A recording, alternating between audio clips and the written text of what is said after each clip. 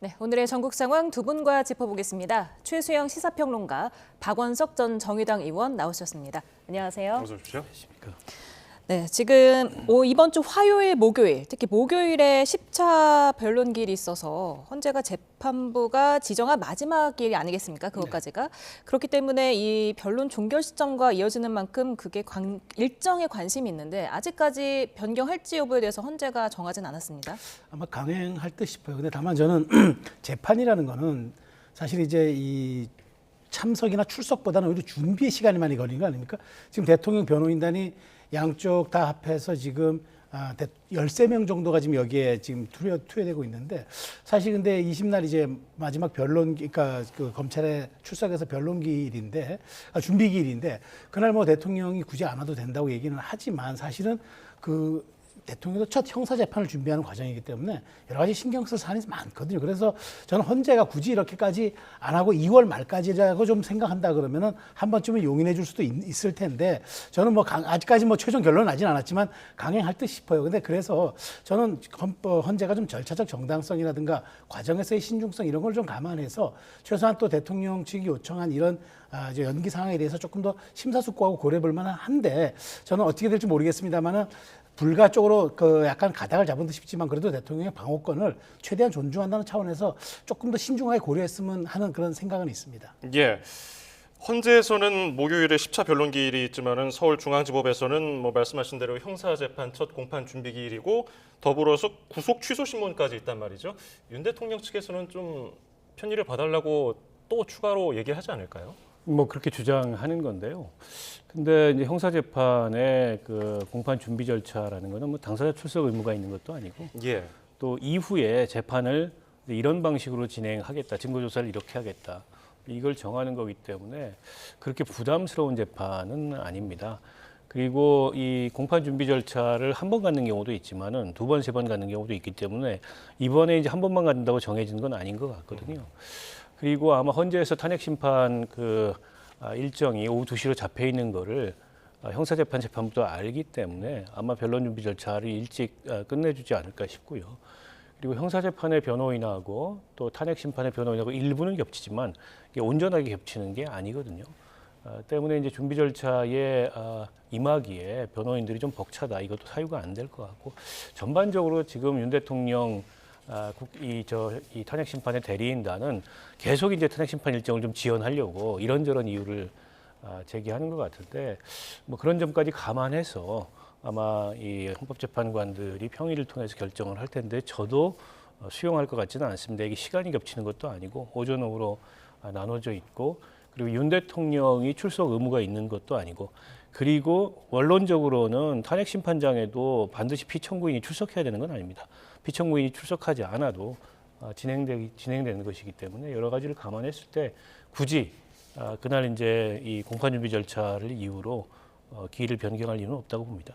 네, 두 분 다 이번 주 목요일에 예정대로 진행이 될 것이다 이렇게 평가를 해주셨는데 그렇다면 일단 10차의 변론기일이 끝나다 하더라도 양측의 최후 변론 그리고 윤 대통령의 최후 진술이 필요하지 않겠습니까? 네. 그렇다면 25일 하루 정도는 더 할 수 있다 이렇게 보시는지요? 그렇습니다. 그러니까 중요하죠. 지금 어쨌든 이 헌재라는 거는 이제 징계형 심판이고 사법 절차와 달리 이제 단심제이기 때문에 사법 절차는 최소한 뭐 1, 2심이 있어서 뭐 구제할 수 있고 또 다시 한번 판단을 구할 수 있는 여지는 있으나 이거는 뭐 단심제이기 때문에 불가역적 상황 아니겠습니까? 일단 되돌릴 수 없는 거고 더군다나 대통령의 직계 파면을 결정하는 그런 건데 당연히 대통령의 그 입장을 들어봐야 되고 가장 중요한 또 대통령이 이제까지 또 쭉 이제 증인 심리에도 나서게 됐지만 정말 어떤 내러티브, 서사적으로 대통령이 여기에 대해서 설명한 적은 없거든요. 그렇기 때문에 그렇게 파편적이거나 분절적인 그런 진술 혹은 뭐 심리 이런 거 말고 대통령의 입장과 그 왜 계엄을 했는지 또 그리고 그로 인한 어떤 그 국가적 상황을 또 어떻게 인식했는지 본인은 왜 또 이걸 위헌과 위법이 아니라고 판단했는지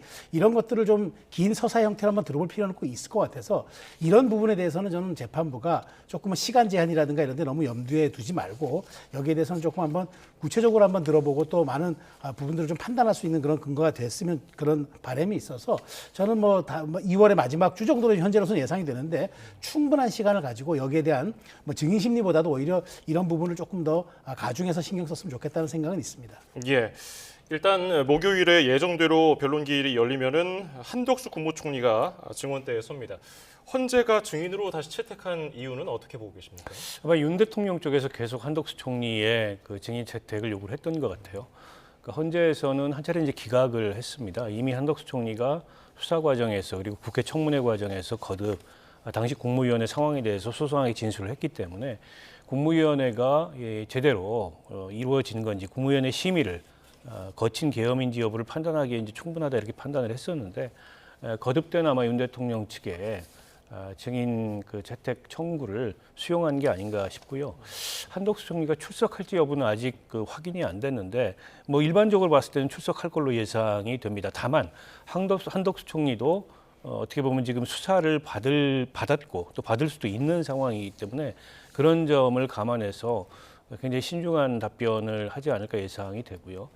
일단 그 10차 변론까지 변론 종결이 되면 한두 차례 정도, 과거의 전례를 보면 뭐 노무현 전 대통령 때는 2회, 그리고 박근혜 전 대통령 때는 1회에 걸쳐서 최후 변론이 있었는데 당시에는 뭐 당사자들이 직접 출석한 건 아니었습니다만 이번에 이제 윤 대통령은 적극적으로 본인이 직접 출석해서 재판에 임하고 있기 때문에 더더욱 그 최후 변론이 좀 주목되는 게 아닌가 싶은데요. 그 전례를 감안했을 때 한두 차례 정도 최후 변론 기회가 주어지지 않을까 예상합니다. 네. 그리고 내일은 9차 변론이 열리지 않습니까? 헌재가 양측에 2시간씩 입장을 정리할 기회를 준다고 했는데 증인 신문은 따로 없는 네, 거잖아요. 그렇죠. 내일은 이제 중요하죠. 그러니까 각 이제 진영, 그러니까 각 이제 소추인단과 변호인단의 전략의 일단이 드러나는 거죠. 그러니까 그동안 증인 채택을 요구했던 과정, 그다음에 심리를 주도적으로 이끌었던 어떤 질문의 그런 순서, 흐름들 이런 것들을 놓고 이제 그러면 이 보는 시각과 그다음에 접근 방식들을 아마 재판부가 판단하게 될 겁니다. 그러니까 각자의 이론과 각자의 그런 어떤 설득할 수 있는 논리들을 설파하겠죠. 그런 측면에서 내일은 아마 변호인단들의 아마 그 창끝 대결이 될 것 같은 생각이 듭니다. 그러니까 논리와 논리가 부딪히고 서로의 주장과 주장이 맞부딪히는 그런 아마 형국이 될 것 같은데 대통령 측에서는 일관되게 이 계엄은 적법했고 그다음에 법의 테두리 내에서 있었고 아무도 피해가 발생하지 않은 일종의 계엄의 목적을 이제 전국 상황을 알리기 위한 이런 상황이었다고 얘기를 할 거고요. 또 반대 측에서는 또 반대 주장을 하겠습니다만 결국 저는 중요한 거는 헌법재판관들이 이제까지 질문 흐름을 봐야 한다고 봐요. 헌법재판관들이 많은 질문을 하지 않았습니다. 특히나 뭐 정계선 재판관 같은 분들은 거의 질문을 하지 않았는데 나머지 질문의 흐름들을 놓고 보면은 아주 디테일하게 들여다봤다기보다는 큰 흐름에서 이번 계엄이 위헌적이었고 위법했는지 절차는 어땠는지 그다음에 가장 중요했던 계엄 선포의 절차 위반과 그다음에 정치인 체포 지시 그리고 국회 선관위를 어떻게 장악하려 했는지 이런 점들을 물었기 때문에 그런 점들에 대한 어떤 소명만 이해가 된다 그러면은 저는 뭐 양쪽의 주장이 좀 더 첨예하게 엇갈리긴 하겠지만 헌법재판관들의 큰 흐름은 바뀌지 않을 듯 싶은데 그러나 그동안 대통령이 가장 중요하게 얘기했던 그 파편적 그런 얘기보다는 아무도 여기에 대해서는 다친 사람도 없고 피가 발생하지 않았던 이 점을 조금 감안해 달라는 이 부분이 아마 마지막 헌재가 고민할 수 있는 지점이 아닌가 그렇게 생각됩니다. 예. 내일 헌법재판소에 따르면은 증거 채택은 됐지만은 지금껏 조사하지 못한 내용을 살펴보겠다고 했는데 양측에 2시간씩 여유 있는 시간을 줬습니다. 내일 뭐 특출나게 눈에 띌 만한 내용이 뭐 나올까요? 글쎄요. 그 일단은 증인 신문을 하는 게 아니고 증거 조사를 하는 거기 때문에 기제출된 그 증거들 중에 쟁점을 정리하지 못하거나 서로 간에 주장을 하지 못한 대목에 대해서 쟁점 정리를 하고 또 쌍방 간의 주장을 듣는 이제 그런 순서가 되지 않을까 싶은데요. 아마 윤 대통령 측에서는 기존에 증인 신문 과정에서 강조했던 바를 반복하지 않을까 싶습니다. 앞서 최수영 평론가 말씀하셨듯이 헌법과 법률에 따른 적법한 그 계엄 선포였고 그 과정에서 절차적으로도 문제가 없었고 사후적으로 봤을 때도 아무런 불상사가 일어나지 않았다. 뭐 이걸 강조하고 계몽령 이런 주장을 다시 반복하지 않을까 싶고요. 어쨌든 국회 소추인단 쪽에서는 그 계엄 선포 요건이 되지 않는 그런 위헌위법적인 계엄 선포인데다가 또 국무회의 심의 등등을 포함해서 이 절차적 정당성이 없고 또 선관위와 국회와 같은 헌법기관의 권능을 정지시키려고 했다는 점에서 이제 중대한 헌법법률 위반이라는 점을 강조하지 않을까 싶은데요. 그동안 양측이 했던 주장이 팽팽하게 맞서는 이제 그런 형태가 될 것 같고 특별히 기존에 거론되지 않았던 뭐 새로운 증거가 제시되거나 새로운 쟁점이 제시될 것 같지는 않습니다. 네. 지금 뭐 탄핵 심판이 막바지로 치닫고 있는 상황에서 국민의힘 의원들이 또 헌재를 항의 방문했습니다. 오늘은 30여 명이 갔네요. 그러니까 이게 막바지인 걸 반증하는 것 같아요. 그러니까 왜냐하면 최근에 결국 그 헌재가 이렇게 지금 마지막 3명에 대한 증인을 또 추가 채택한 거 원래 안 하기로 했던 거 아닙니까?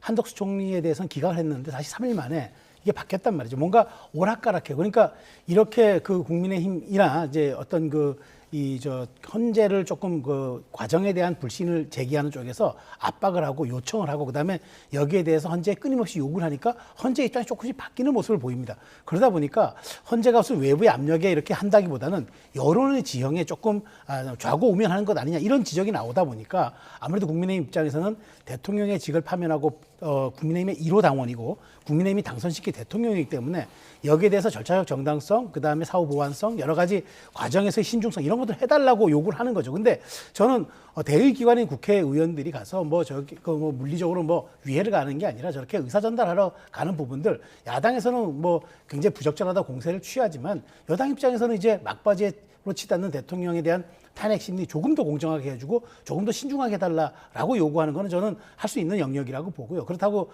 뭐 법사위라든가 다른 데를 동원해서 뭐 압박하고 이런 것들이 아니라 가서 이제 요청하고 그다음에 항의 방문하는 이런 수준이기 때문에 저는 이것을 의견 전달 과정으로 봐야지 이걸 가지고 마치 뭐 헌재를 압박한다거나 헌재에 대해서 위해를 간다거나 이런 식으로 조금 과도하게 해석하는 거는 옳지 않고요. 저는 기본적으로 국민의힘 입장에서는 마지막까지 대통령에 대한 여러 가지 탄핵 심리를 정말 마지막 단심제인 만큼 최대한 신중하고 조금 적법하게 해달라 뭐 이런 요청을 하는 과정으로 생각합니다. 예, 국민의힘 의원들이 그 탄핵 심리가 시작된 이후에 헌재 방문 4번째인데 이게 헌재 흔들기가 아니라 국민 의견 전달이라는 명목을 내세웠어요. 글쎄요, 국민 의견 전달이나 또 헌재에 호소하는 것 치고는 매우 공격적이죠. 오늘 가서는 헌재의 존폐 문제까지 거론을 했습니다. 근데 국민의힘이 정치적으로 헌재의 존폐를 거론할 수는 없다는 생각이 들고요. 근데 그런 모습이 우리 법치를 부정하고 헌법을 부정하는 모습으로 비춰지지 않을까 대단히 우려스럽고 저런 국민의힘의 모습이 서부지방법원의 그런 폭력적인 사태를 결국엔 야기하고 유도할 수 있다는 점을 유념해야 된다고 생각합니다. 한두 번도 아니고 벌써 4번째 방문을 한 데다가 지도부는 개별 의원들의 차원의 헌재 방문을 뭐 막을 수 없다 이렇게 얘기하지만 사실은 지도부가 앞장서서 헌법재판소 흔들기를 했고 헌법재판관 개개인들의 성향이나 가족의 사회적 활동까지 거론하면서 어쨌든 헌재의 공정성에 흠집을 내려는 그런 모습을 보였는데요.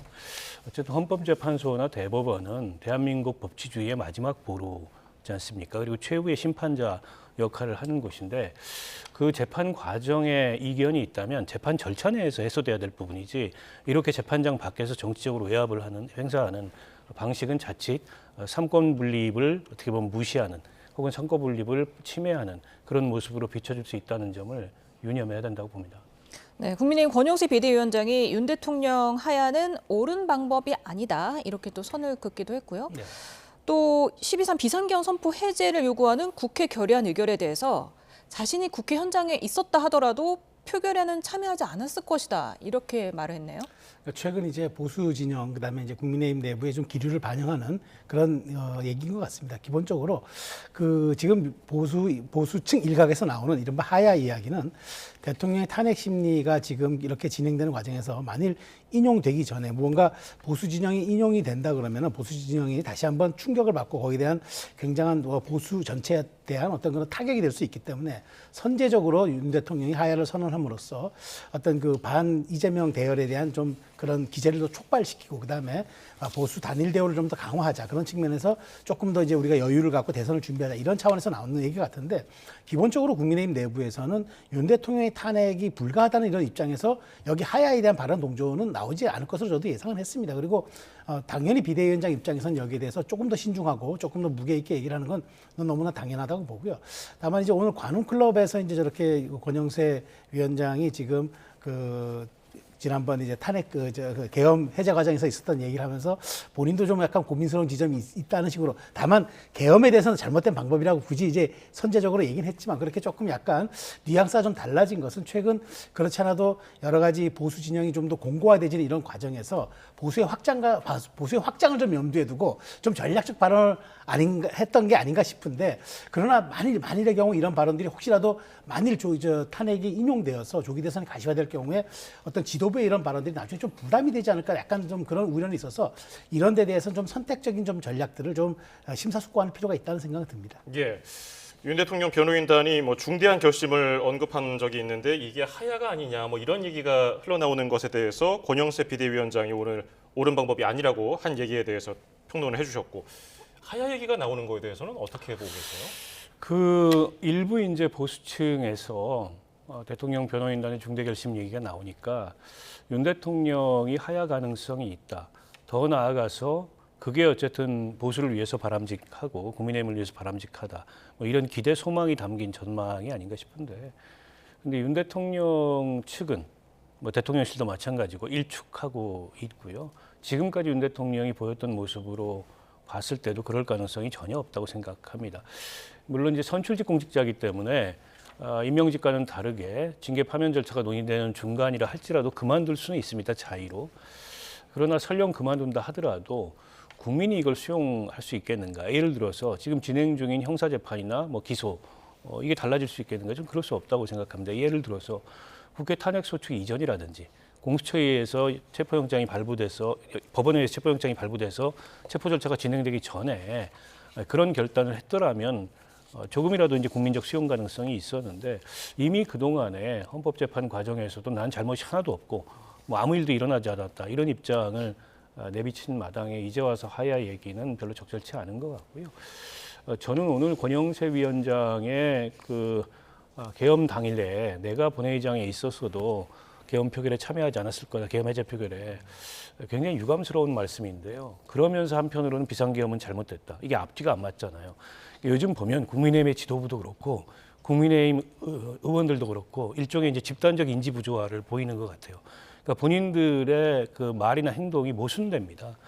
그래서 이 윤 대통령 탄핵이라는 큰 사건을 겪고 있지만 이 탄핵 이후에도 국민의힘은 계속 정치를 해야 되고 국민들로부터 이제 표를 얻고 지지를 호소해야 되는 그런 정당이라는 점을 저는 잊지 말아야 된다고 생각합니다. 네, 그런 가운데 비상계엄 당시에 계엄군이 국회 본관 지하 1층을 단전하는 영상을 민주당이 공개하지 않았습니까? 이는 어떻게 보셨습니까? 근데 뭐 공개는 됐고, 그다음에 여기에 대해서 이제 사후 이제 논란과 그다음에 뭐 수사가 또 있을 수도 있을 겁니다. 근데 뭐 검찰이 여기에 대해서 공소장이 담지 않았기 때문에 조사를 할지 여부는 모르겠습니다만, 어쨌든 저는 그 과정에서 이제 이게 국회를 장악하려 했느냐에 중요한 쟁점이 된다고 민주당은 주장하는데, 이게 곽종근 사령관의 저는 현장 지휘관의 판단이라고 저는 생각을 하고요. 곽 사령관도 분명히 얘기를 했거든요.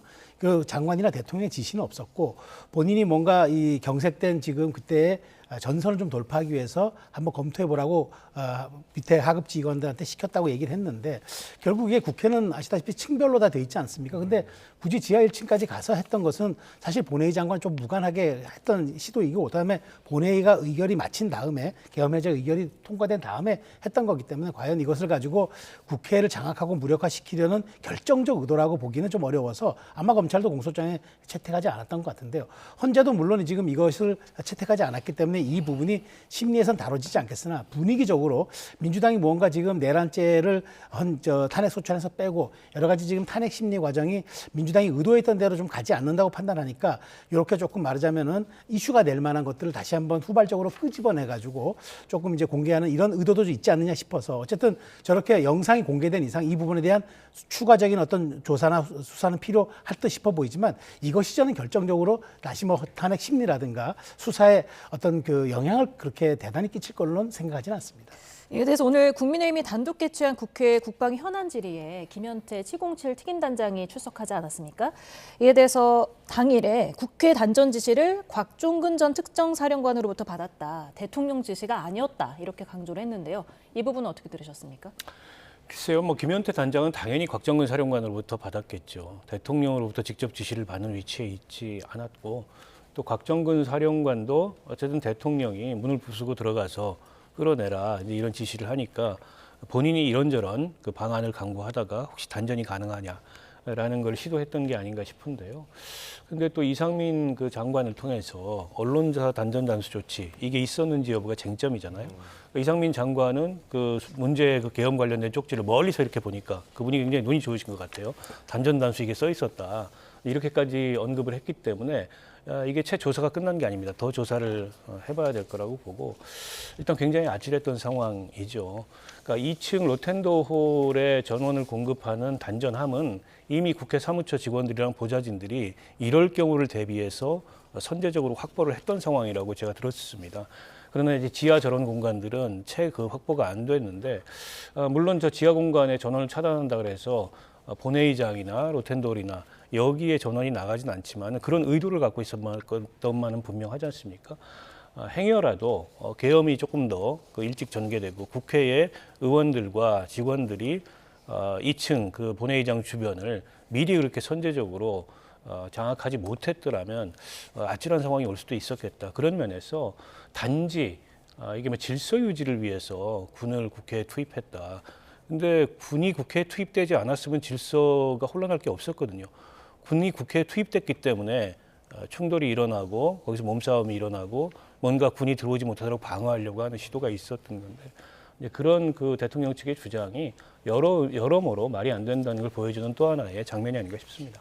윤 대통령 측에서는 뭐 왜곡 조작이라고 맞서고 있는데 이번 영상 공개가 탄핵 심판에 영향을 줄 만한 뭐 파급력이 있을까요? 그렇지 않습니다. 탄핵 심판은 그 앞서도 저희가 얘기를 나눴듯이 어쨌든 그 계엄이 적법한 계엄이었냐, 그리고 절차적 정당성을 지켰냐, 또 대통령직의 파면에 이를 만큼의 중대한 헌법 법률이 그 과정에 있었냐라는 징계 요소들에 대한 판단이지 저런 세부적 사항들에 의해서 심판 결과가 좌우될 가능성은 없다고 보고요. 아마 뭐 이제 대통령 그 측이나 국민의힘에서는 지금 민주당이 약간 여론에서 궁지에 몰리니까 그걸 만회하려고 저걸 공개했다.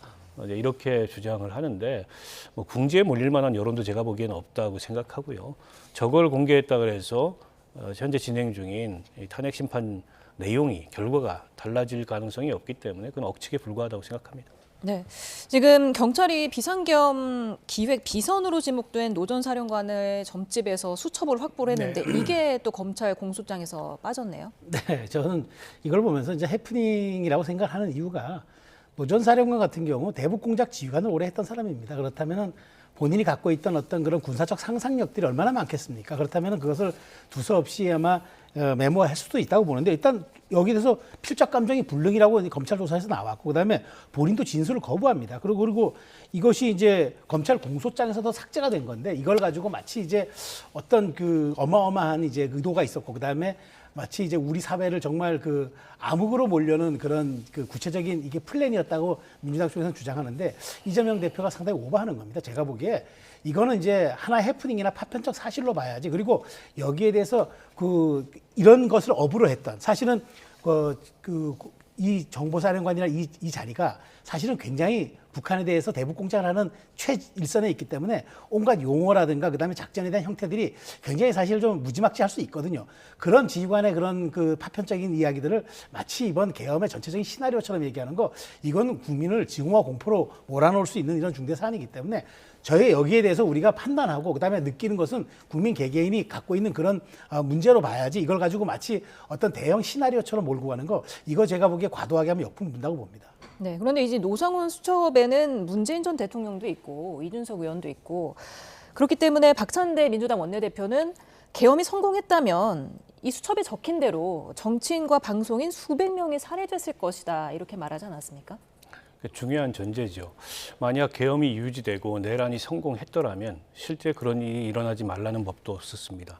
노상원 씨는 민간인으로 이 비상계엄 과정에 사실 참여할 자격이나 아무런 지위가 없습니다. 그럼에도 불구하고 일종의 이제 계엄의 브레인, 계엄의 비선 역할을 했다는 게 드러나고 있지 않습니까? 그리고 비상계엄이 해제된 이후에 증언에 따르면 김영현 장관이 전화해서 상원아 이제 어떡하냐 라는 얘기까지 했을 정도로 상당한 영향을 미쳤고 또 인사권이나 이런 걸 기회 삼아서 현직 군인들을 지휘하는 그런 모습까지 보였습니다. 그러니까 저분이 메모해놓은 내용이 어디까지가 망상이고 어디까지가 이제 계엄 세력들 사이에 협의가 이루어진 거고 어디까지가 이제 이 구체적 실행 계획이거나 혹은 실행이 된 건지 이거 좀 구분해서 봐야 될 것 같은데요. 일부 실행이 된 내용들도 있어요. 선관위에 사실은 하등 상관이 없는 HID 어떻게 보면 대북 이 특수전에 아주 그 정예 요원들이 파견됐던 것만 하더라도 저런 어떤 노상원 씨의 수천 메모하고 관련이 없다고 보기가 어려울 것 같아서 이런 게 이제 충분히 수사가 진행이 돼야 되는데 검찰인데 수사를 진행하는 과정에 당사자가 묵비권을 행사하고 또 이게 노상원 씨를 기소하는데 꼭 필요한 반드시 필요한 그런 내용은 아니기 때문에 일단 공소장에서 뺀 것 같은데요. 그렇기 때문에 저는 어쨌든 내란 특검의 필요성이 이런 등등을 통해서 더 확인되는 게 아닌가 싶습니다. 지금 특검이 다소는 좀 국회에서 거듭된 거부권으로 인해서 지금 이제 그 불확실성, 이 특검 그 성사 가능성이 굉장히 옅어진 것만은 사실입니다만 이런 등등 여러 가지 지금 수사되지 않은 내지는 수사가 미진한 대목들이 굉장히 많습니다. 근데 그런 것들에 대한 보강 수사를 위해서라도 특검의 필요성은 여전히 유효하다 이렇게 생각합니다. 예. 자, 그런가 하면 민주당은 이른바 명태균 게이트 공세를 계속하고 있습니다. 오늘 마침 창원지검에서 서울중앙지검으로 사건이 넘어갔는데 이건 어떤 의미가 있다고 보십니까? 기본적으로 지금 야6당이 명태균 특검법 통과시켰다고 하지 않습니까? 검찰 입장에서도 좀 부담스러웠을 거예요. 근데 이제 창원지검이 지금 관련자 수사만 100여 명 전부 거의 했다는 것 아닙니까? 이렇게 수사를 진척시켜온 상황에서 다시 특검으로 가버리면은 정말 그 검찰 입장에서도 닥쳤던 게 입장이 될 수도 있습니다. 본인들이 수사 다 해놓고 나중에 수사권을 저쪽에 다 넘기는 그런 과정이 될 수도 있기 때문에 제가 보기에 선제적인 약간 의도도 있었던 것 같고 그다음에 예. 지금 실질적으로 아마 수사는 거의 초동 수사는 마무리됐고 이제 오히려 거의 관련자들이 서울 근처에 다 있기 때문에 이 부분을 조금 더 이제 상급지휘기관인 중앙지검에서 지휘하면서 이제는 공소유지를 해야 될 그런 단계가 왔기 때문에 그런 측면에서 저는 창원지검에서 중앙지검으로 상급 단위로 이전된 거라고 보고요. 아마 그 명태균 특검법에 대한 어떤 그 국회 발의에 대한 움직임도 일부 조금 영향을 끼쳤으리라 보는데 어쨌든 이렇게 된 이상 이제 중앙지검이 창원지검의 수사 인력을 받고 지휘를 하면서 이제 하게 됐기 때문에 저는 오히려 수사에 대한 탄력도 좀 붙고 이제는 조만간 실질적 진실과 아울러서 공소장도 작성이 된 것이 이제 나오기 때문에 앞으로 검찰이 좀 더 주도권을 쥐고 이 문제를 풀어갈 수 있는 계기가 되지 않았을까라는 생각이 듭니다. 네, 지금 검찰이 명태균 씨로부터 확보한 이른바 황금폰을 지금 정밀 분석하고 있다 이렇게 밝혔습니다. 근데 명 씨 측 주장에 따르면 이 휴대전화에 굉장히 많은 정보가 들어있다는 거잖아요. 근데 저는 좀 잘 이해가 안 되는 게 명태균 씨가 검찰 측에 이른바 황금폰을 넘긴 게 12월 초입니다. 그럼 지금 벌써 2달 넘는 시간이 흘렀는데 그에 대해서 아직도 정밀 포렌식이 안 됐다? 그러니까 대한민국 그 검찰에 이 전자기기에 대한 포렌식 기술은 세계 최고입니다. 저는 좀 이해가 안 되고요. 그리고 창원지검의 전담수사팀이 구성된 지 4개월이 지났는데 4개월 만에 내놓은 중간수사 결과 발표가 중앙지검으로 이첩한다. 그것도 제가 보기에는 이해가 안 됩니다. 그런데다가 원래 오늘 브리핑을 하지 않을까 예상했는데 간단하게 보도를 내고 말았고 추가적으로 기소된 사람도 뭐 김영선 의원에 대해서 다른 혐의로 추가 기소하고 강혜경 씨에 대해서 불구속 기소 이게 다예요. 과연 지난 4개월 동안 뭘 한 건가라는 의구심이 들고요. 결국 오늘의 중간수사 결과 발표는 명태균 특검법을 막고자 하는 그런 어떤 의도에서 일단 검찰이 뭔가를 하고 있다 이걸 보여주는 차원에 불과했다는 생각이 들고 과연 이게 지금까지의 수사 진행 과정을 봤을 때 이미 그 황금폰을 명태균 씨가 제출했는데 2달이 지난 지금까지 아직도 그에 대한 포렌식이 안 됐다는 등등의 이런 수사 전개 과정이나 속도로 봤을 때 과연 검찰한테 수사를 맡길 수 있나라는 의구심이 더 커지는 그런 오늘 발표가 아니었나 싶습니다. 예. 자, 한동훈 네. 전 국민의힘 대표가 침묵을 깨고서 SNS에 글을 올렸습니다. 그런데 윤상현 의원은 강하게 비판했는데 이런 현상들 어떻게 보셨습니까? 그러니까 지금 현재 당내 기류가 일부 반영된 걸로 보여요. 근데 그 당의 입장에서는 대통령의 탄핵이 불가하고 그다음에 대통령을 지켜야 한다는 여론이 강한 건 맞아요. 그런데 만에 하나 정말 탄핵에 인용되면 어떡합니까? 조기 대선은 불가피한 것 아닙니까? 누구도 이건 피할 수 없는 그런 정치적인 환경이 되기 때문에 여기에 대한 준비는 해야 된다. 그런 측면에서 한동훈 전 대표의 정치 활동, 저는 이거는 뭐 당원으로서의 의무일 수도 있기 때문에 저는 여기에 대해서 윤상현 의원이 개인 의견 낸 건 좋은데 그렇다고 당 지도부라든가 당원들의 생각은 좀 다를 수 있다고 봐요.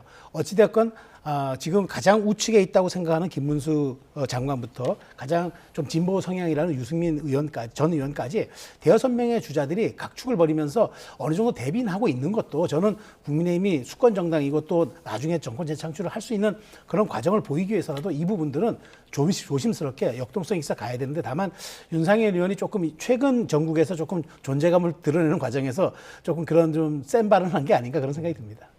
이재명 민주당 대표는 뭐 지난달에 문재인 전 대통령을 예방한 이후에 김경수 전 경남지사 만났고 24일 김부겸 전 총리를 만난다고 하고 다른 또 비명계 대선 후보군을 지금 회동하려고 조율 중이라는 겁니다. 그런데 또 박지원 민주당 의원은 만약에 이재명 대표가 안 되면 나도 출마를 생각하고 있다 이렇게 말했는데요. 어떻게 들으셨습니까? 그게 아마 호남 지역의 언론인들 간담회에서 그런 말씀을 하셨다 그래요. 그래서 약간 농담은 아닌 것 같고 진지하게 이제 그런 생각을 갖고 계시는 것 같은데 어쨌든 전제는 이재명 대표가 혹여라도 대선에 못 나올 상황이 된다면 이런 사람 저런 사람도 다 거론이 되는데 나도 그런 뜻이 있다라는 정도를 얘기한 것 같고요. 오늘 보니까 이재명 대표가 24일 날 김부겸 총리를 만나는 걸로 발표가 됐던데 아마 당내에서 그동안에 그 비명계들이 이런저런 문제 제기가 있었고 포용과 통합의 요구가 있었는데 거기에 이제 뭐 호응하고 화답하는 형태로 진행이 될 것 같고요. 그리고 뭐 임종석 비서실장 등등 앞으로도 이제 만남이 예정돼 있다고 하는데 중요한 거는 만남 자체도 포용과 통합의 의미가 있지만 만나서 뭐가 바뀌느냐 이런 게 중요할 것 같아요. 그건 아직 뭐 단정하기는 어렵고 좀 지켜봐야 될 것 같습니다. 알겠습니다. 오늘 말씀 여기서 줄이죠. 최수영 시사평론가, 박원석 전 정의당 의원이었습니다. 고맙습니다. 감사합니다.